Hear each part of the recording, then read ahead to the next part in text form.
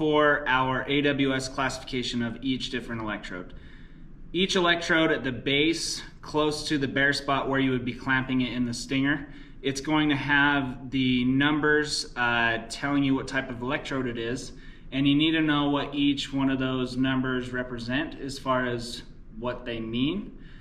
They're important as far as knowing what type of current to run it as, what type of coating it may have.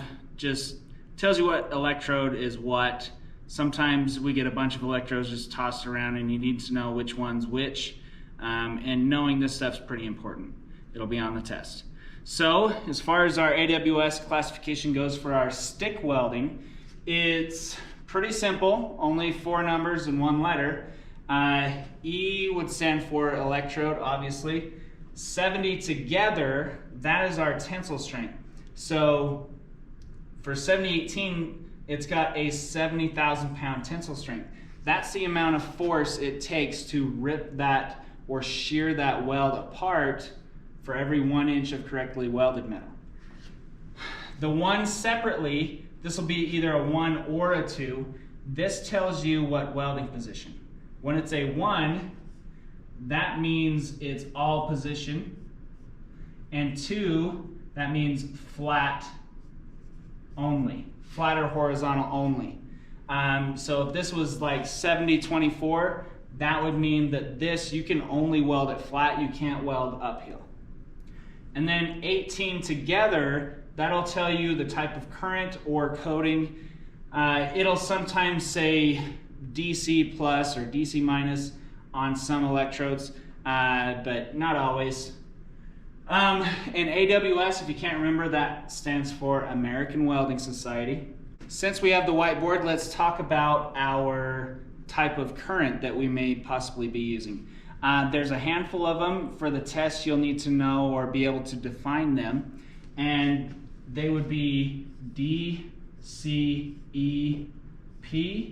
or DCEN, and sometimes these are just DC plus, DC minus, then we've got AC.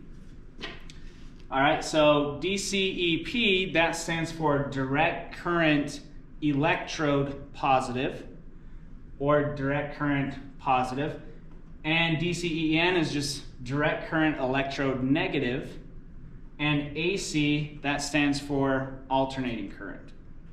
Now, the way this works is on DCE plus, that means that if our machine is here, here's our stick welder, and we have our plus and our minus, our negative and our positive, that means that for DCEP, that the power is coming from the negative, right, to our workpiece, and then our ground clamp back to the machine.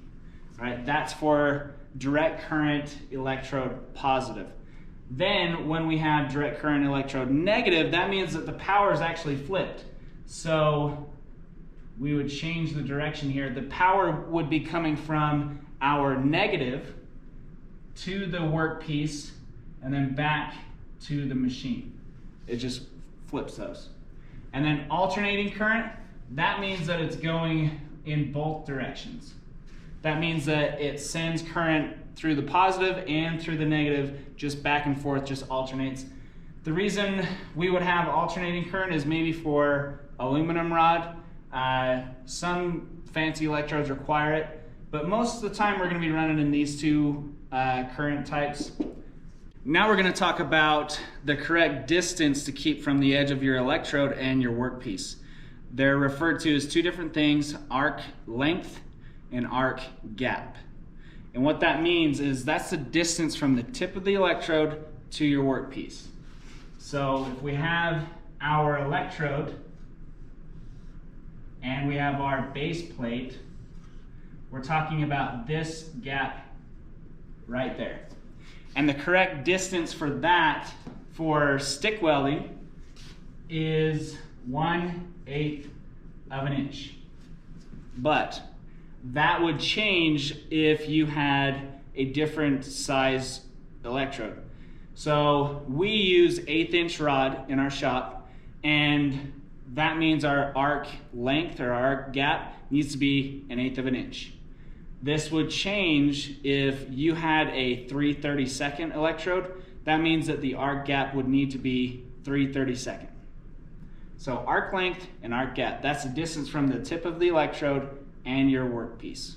The electrodes are made up of 2 parts, okay? Our electrodes have a core rod. This is what the current's flown through, and this provides additional filler to the weld. And we have our flux coating. All right, flux coating, when it's burnt, that creates the shielding gas. So this shielding gas.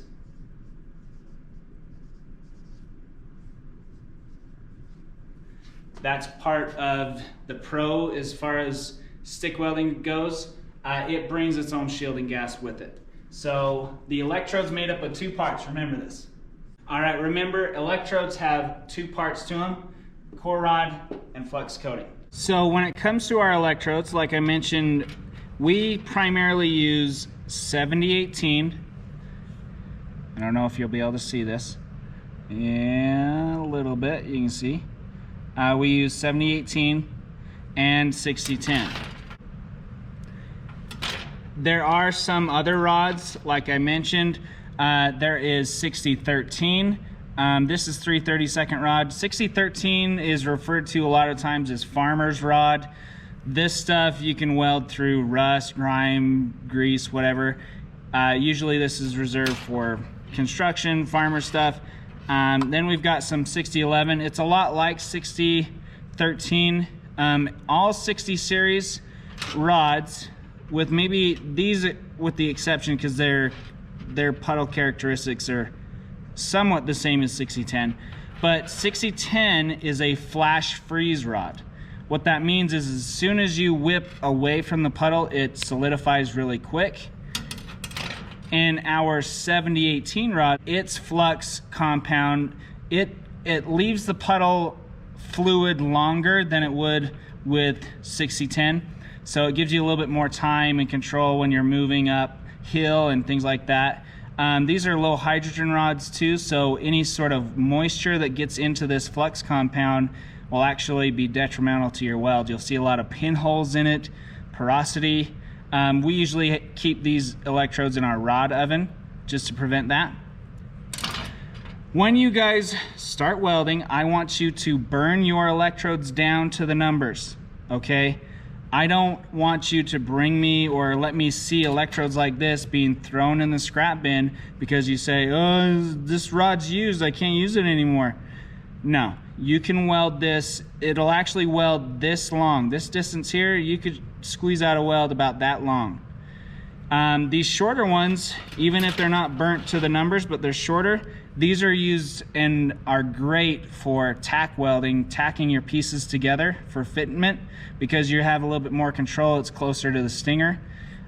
So we burn them to the numbers. Now, some tips and tricks or things to be aware of when it comes to looking through your electrodes to see whether or not they're usable. Like for instance, this 7018 rod, you can see this flux compound has been chipped away on it. So if you were to start welding with this, when it comes up to the spot where the flux has been broken away, you're not going to have proper shielding gas coverage and you're going to have porosity in your weld. So I would just take a pair of pliers and snip this shorter and then you could use it. Here's an example of the flux being broken away from the end. You just snip that and then it's still good to go.